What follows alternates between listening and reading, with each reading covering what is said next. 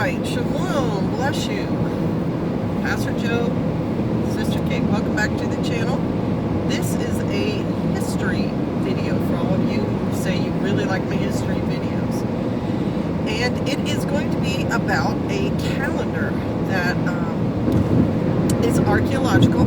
And I'm on two email lists, Bible Archaeology Review and Smithsonian Magazine. And this came down through, I think, Smithsonian. It was a limestone tablet found in the Middle East.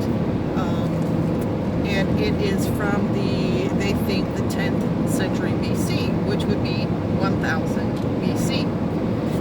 And if you remember, Abraham and the beginning of the biblical calendar started about 4000 BC. So this is a couple of centuries later that this tablet is written. And the earliest written language that is known in the Western Hemisphere, possibly part of the Eastern, I'm sure China had probably from about 5000 BC, but in the known world was around 2000 BC, and it was kind of a combination of early Hebrew, early Canaanite, and early Sumerian. And if you remember from other videos, and this is history, you all, but it's also leads over with the biblical information, because obviously we're trying to live a biblical life. The Canaanites were cousins to the Israelites, and there's genealogies in Genesis that talk about, he's the son of, and Canaan is one of those people.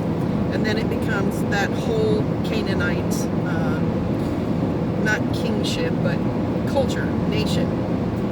And it's also, the Canaanites are also, it's just another name for the same group of people, the Phoenicians and the Carthaginians.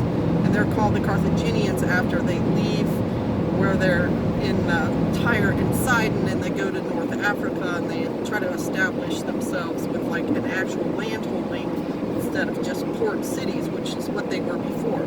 And they are also, they're all the same. It's the same culture of the shipbuilders.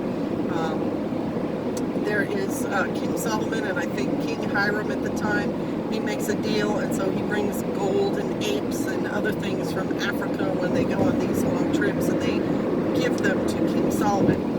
So they as a culture are a big deal in the ancient times, and they're running concurrent at the same time as the early Hebrews, the early Israelites.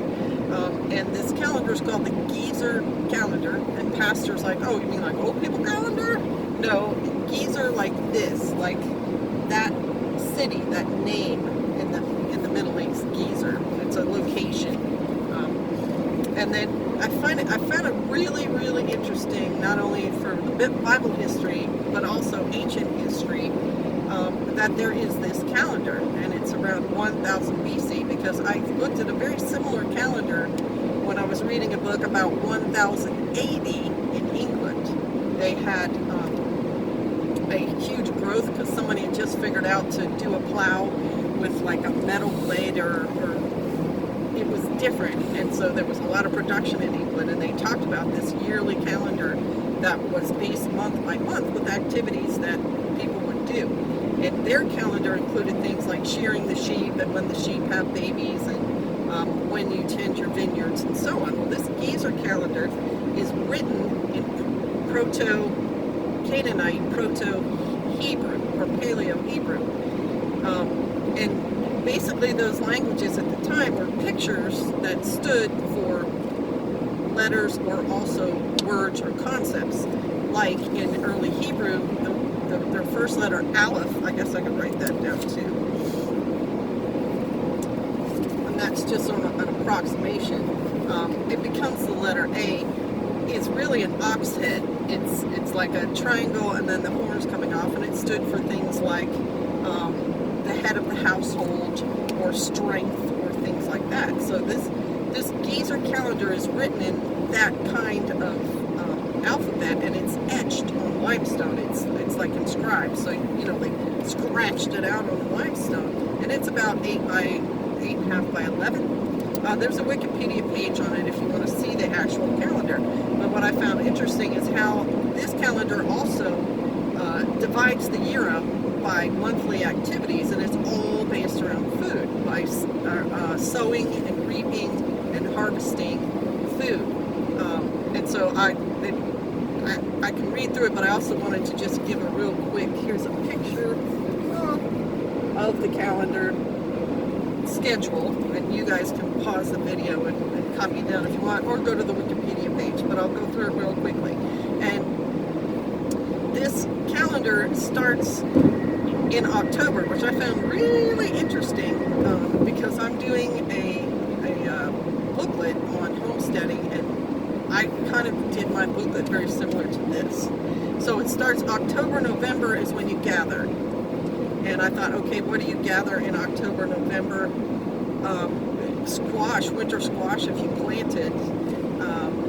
And I don't know what else. Now, Middle East and where we are now is kind of similar in the calendar. We're warmer than, say, Wisconsin or Michigan in our planting and gathering. So maybe you'd be gathering, besides winter squash, things like some of the nuts that might be edible and out there, but I don't know. The next thing is December, January, you plant. For some people, that's way too early. It's way too cold where you are. But in warmer climates, you can plant in December and January. And then February, March is your late planting. So your what would you late plant? Your warmer Squash. things like tomatoes and cucumbers and stuff like that. Then April is your cutting flax. Now, I find that interesting because I just posted in the community section of my website not that long ago a video on them, the whole process of flax planting, sowing, reaping, processing. The person who's doing it's in Ireland, so they're probably not on the same schedule as to when you would do it there. I think he said it was June maybe when he started his planting. But the reason anyone even mentions it is because that's how a lot of people made clothes in those days. Flax was a plant that you could eventually, through processing and soaking and shredding and so forth, it makes like a thread, and then you actually get a spinning wheel and you can make a thread, and then when you weave it, it's linen. It's the for clothing. And it's mentioned in the Bible. It's one of the things the priests wear is linen garments. They're cool in the heat. So that's why it's mentioned. May, you reap barley. And barley is one of the early crops for them. It's the first grain that becomes ripe. And there is, I think, the dating of Passover and so forth is tied to the first barley harvest. So that's kind of interesting.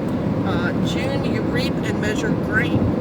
And Pastor brought up the point that, you base it on a month because you could have lots. You could need to measure grain because you've got so much grain and you want to know how much, and then you have to store it all. July and August are pruning months. Same thing. I thought, why would you need 2 months to prune? Well, if you've got orchards and they're, hundreds of trees, it's going to take you a long time to prune all that. And while I was gathering some of the pears that are ripe on our property, I thought about the pruning that's coming. Our pruning is a different month. We'll be pruning in February. But that all of those extra branches that you're cutting off can be food for certain animals that will eat it. And goats are one of them. And then the last month mentioned is September, which is what month we're in right now. And it said summer fruit, which I found, again, very interesting because I was picking apples and pears yesterday, the day before, a little while back. And there's pictures again on my community community section where I put things that I'm canning right now. The one peach we got out of our orchard this year was a late peach. It was kind of damaged, but the fruit of it that we could eat was really delicious, but it was, harvested in September. So that is the Gezer calendar based on a yearly round, and I think it's really important, or these people thought it was really important, because there was no Walmart. they were depending on these harvests to feed them until the next year. And so it would be very, very important for people to notice the best time to do these things, and that the whole community would be involved. It could be your farm, but you would let the community know, hey, I've got a big old wheat harvest or something, and I need everyone from the community to come out there. We're going to cut all this wheat, and then we're going to thresh it, and then we're going to measure it. Because everyone's lives depended on that. What the community ate depended on what they could produce. And so I find it interesting in that way. It's also an agricultural concept. Like I said, in England they had the same thing, and when my son went through college just 10 years ago, it was still being taught in some of the agricultural classes. So I think it's an interesting calendar, and one that if you're a Bible following person, it's probably important.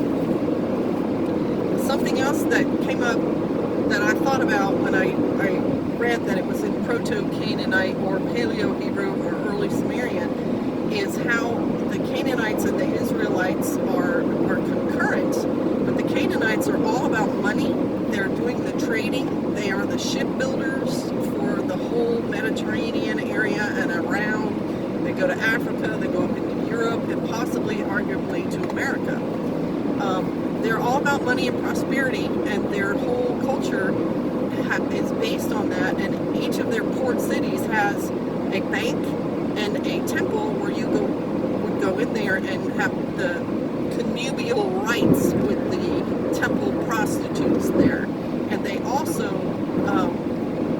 had cemeteries that have been archaeologically dug up that would be full of jars with burnt skeletons of children and animals in them. So these were the people who were putting their children through the fires of Moloch for their prosperity. And the interview that Rob Skiba did on Rob Skiba's YouTube page with Nathan Reynolds of the Reynolds Rap family, trillionaires, he says that his family was doing those things even when he was alive, that he was used as a sacrifice to their prosperity, and he was abused by multiple people, and there have been, the actual physical sacrificing of children and so on, so that the Reynolds family empire would continue on. So I think it's really, really interesting spiritually that what the Father says is evil and what he hates is still around these days, and it's still a temptation for people to follow those things versus follow his way. And obviously we follow Yahweh's way. All right, bless you. Thank you for watching. Shalom.